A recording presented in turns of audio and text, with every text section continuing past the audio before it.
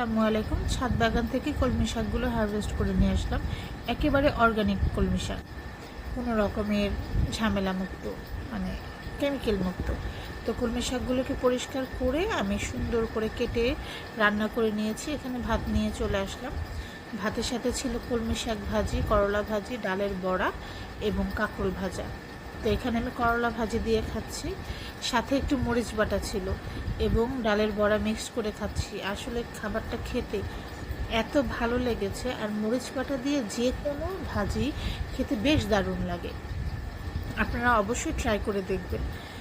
আর একটু ঝালঝাল লাগে, তো মরিচ বাটাটা খেতে বেশ ভালো লাগে। এবং এরকম করে করলা ভাজিটা দিয়ে খেয়ে নিচ্ছি।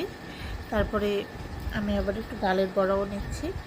তো সাথে ডালের বড়া খাওয়া শেষ, এখন কলমি শাক দিয়ে ভাতটাকে মাখছি। ভাতটা আসলে অনেক মজার ছিল, কলমি শাক ভাজিটা খুব ভালো হয়েছে।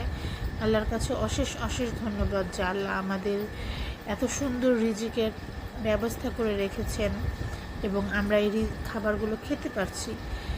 তো কলমি শাক দিয়ে খাওয়ার পরে তারপরে একটু মুরগির ঝোল নিলাম।